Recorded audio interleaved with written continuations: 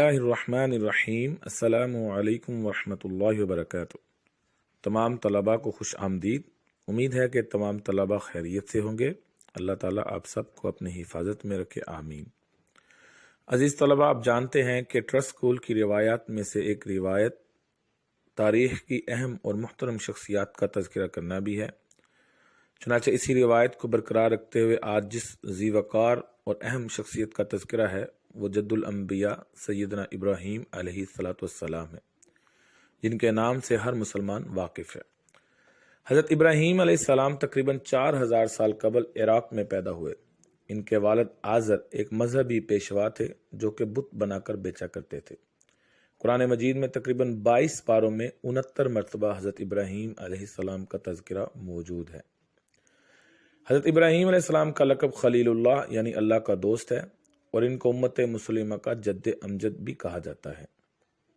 हज़रत इब्राहीम अलैहिस्सलाम की चंद नुमाया यादगारें: नंबर 1 खाना काबा की तामीर, नंबर 2 हजर अस्वद की तनसीब, नंबर 3 मुकाम इब्राहीम, नंबर 4 कुर्बानी।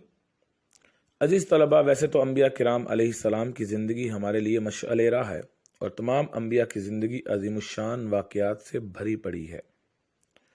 इसलिए हमारे लिए ज़रूरी है कि हम अंबिया के इन औसाफ़ हमीदा को अपनाएं जिनका ताल्लुक़ बराह रास्त हमारे मुआशरे से है। तो लिहाजा आइए हज़रत इब्राहीम अलैहिस्सलाम की दो ऐसी खूबियों का तज़किरा करते हैं जिनको अपना कर हम एक अच्छे मुआशरे की तश्कील में अपना किरदार अदा कर सकते हैं। हज़रत इब्राहीम की नुमाया खसूसियात: बुर्दबारी और नरम मिजाजी। इनकी पहली खसूसियत कुरान मजीद में इनके बारे में इरशाद है, इन्ना इब्राहीम लहलीम अव्वाहुम मुनीब। हकीकत यह है कि इब्राहीम बड़े बुर्दबार, अल्लाह की याद में बड़ी आहें भरने वाले और हर वक्त हमसे लू लगाए हुए थे। दूसरी खसूसियत मेहमान नवाजी है। इसी वजह से हज़रत इब्राहीम अलैहिस्सलाम को अबू ज़ैफ़ान या अव्वलु मिन ज़ैफ़ यानी मेहमानों वाला भी कहा जाता है। खुद कुरान इनकी मेहमान नवाजी की गवाही देता है। अल्लाह ताला का फरमान है, वनब्बिहुम अन ज़ैफ़ इब्राहीम इज़ दख़लू अलैहि फ़क़ालू सलामा क़ाल इन्ना मिनकुम वजीलून क़ालू ला तौजल इन्ना नुबश्शिरुका बिग़ुलामिन अलीम। तर्जुमा: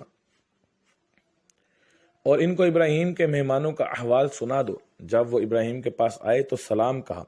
उन्होंने कहा, हमें तो तुमसे डर लगता है। मेहमानों ने कहा कि डरिए नहीं, हम आपको एक दानिशमंद लड़के की खुशखबरी देते हैं। अजीज़ तलबा, हज़रत इब्राहीम अलैहिस्सलाम की बूदोबाश हलब की थी। आपके पास बहुत सी बकरियां थी। फुकरा, मसाकीन और आने जाने वालों को आप इन्हीं बकरियों का दूध पिलाते और इनकी तवाज़ो करते थे। आपके इस अमल का शोहरा इतना हुआ कि जब लोग इस शहर में दाखिल होते तो दरियाफ्त करते कि हलब इब्राहीम कहाँ तकसीम हो रहा है।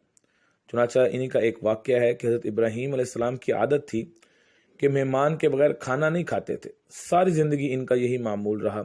एक दिन भूख लगी, घर वालों को खाना पकाने के लिए कहा और ख़ुद मेहमान ढूंढने के लिए निकले। एक शख्स को जो बूढ़ा था इसे लाए और दस्तरखान पर बिठाया और खाना जब लग गया तो इससे कहा कि अल्लाह का नाम लो और खाना शुरू करो। वो कहने लगा, मैं तो अल्लाह को नहीं मानता। तो आपने फरमाया, मैं तो तेरे से कोई रिश्ता और ताल्लुक़ नहीं रखता, मैं तो तुझे अल्लाह ही के नाम पर खिला रहा हूँ। तू मेरे रब का नाम तो कम अज़ कम तुझे लेना चाहिए। इसने कहा, मैं तो बुतों का पुजारी हूँ और रोटी के चंद टुकड़ों की खातिर मैं अपने बुतों से तो बेवफाई नहीं कर सकता। तो हज़रत इब्राहीम अलैहिस्सलाम ने कहा कि जब तू इतना गैरतमंद है कि मेरे रब का नाम नहीं लेता और अपने बुतों से बेवफाई नहीं कर सकता, तो फिर मेरा भी तू क्या लगता है जब मेरे रब को नहीं मानता। मैं तो खाना इसी रब के नाम पर खिलाता हूँ, खाता है तो खा, नहीं तो तेरी मर्जी। वो हज़रत इब्राहीम के दस्तरखान से उठकर चलता बना। वो उठकर गया तो जिब्राईल अलैहिस्सलाम तशरीफ़ लाए। जिब्राईल ने सलाम किया और फरमाया कि आपका रब फरमाता है कि ए इब्राहीम, आपने मेरा एक बंदा नाराज़ कर दिया। इब्राहीम ने अर्ज़ की कि या अल्लाह, वो आपका बंदा था? वो तो आपका नाम लेना भी गवारा नहीं करता और आप फरमा रहे हैं कि वो आपका बंदा था। इरशाद हुआ, इब्राहीम बताओ इसकी उम्र कितनी होगी? ए अल्लाह, 80 साल के करीब। कहा, इतना अरसा हो गया मैं इसे रिज़्क दे रहा हूँ और तुम एक दिन नहीं खिला सके। अब इब्राहीम इसे ढूंढ रहे हैं। वो तूर पहाड़ पर जा निकला। حضرت ابراہیم اس کے پاس پہنچے اور کہا میاں کھانا ٹھنڈا ہو رہا ہے، جلدی آؤ۔ کہنے لگا ایک شرط ہے کہ تمہارے رب کا نام نہیں لوں گا۔ حضرت ابراہیم نے کہا نہ لینا، آؤ تو صحیح۔ تو وہ کہنے لگا تمہارے لہجے میں اتنا گداز اور نرمی کیسے آ گئی؟ تم تو کہتے تھے کہ رب کے نام کے علاوہ کھلاؤں گا نہیں۔ حضرت ابراہیم نے کہا اسی رب کا ہی تو پیغام آیا ہے کہ میں بھی اس کو کھلا رہا ہوں، تو بھی اسے کھلا۔ کہنے لگا اچھا، اگر تمہارا رب اتنا اچھا ہے تو کھانا بعد میں کھاتے ہیں، پہلے مجھے اس کا کلمہ پڑھا۔ سبحان اللہ۔ حضرت ابراہیم کی مہمان نوازی کے بعد ہمیں اسلام میں مہمان نوازی کی اہمیت کو بھی جاننا ضروری ہے۔ مہمان کے آنے پر اس کا پرتپاک استقبال کرنا، اسے خوش آمدید کہنا اور اس کی خاطر مدارت کرنے کا رواج روز اول سے ہی دنیا کی تمام مہذب قوموں کا شعار رہا ہے۔ لیکن ہمارے دین اسلام نے مہمان نوازی کے متعلق جو بہترین اصول و قواعد مقرر کیے ہیں، یا جس خوبصورت انداز سے اسلام نے ہمیں مہمان نوازی کے آداب و ضوابط کا پابند بنایا ہے، دنیا میں اس کی مثال نہیں ملتی۔ چنانچہ رسول اللہ صلی اللہ علیہ وسلم نے فرمایا جس شخص کا اللہ تعالیٰ اور قیامت کے دن پر ایمان ہو، اسے چاہیے کہ وہ اپنے مہمان کی عزت کرے اور اس کی مہمان نوازی کا اہتمام کرے۔ آپ اندازہ لگائیں کہ جو مذہب مہمان کے اعزاز و اکرام کا تقابل میزبان کی ایمان جیسی عظیم دولت سے کر رہا ہو، اس نے اس کی مہمان نوازی کے متعلق کتنے کڑیل اور سخت اصول و آداب مقرر کر رکھے ہوں گے۔ اس کا اندازہ درج ذیل احادیث مبارکہ سے بخوبی لگایا جا سکتا ہے۔ عزیز طلبہ، امید ہے کہ یہ ویڈیو آپ کے لیے مفید ثابت ہوگی۔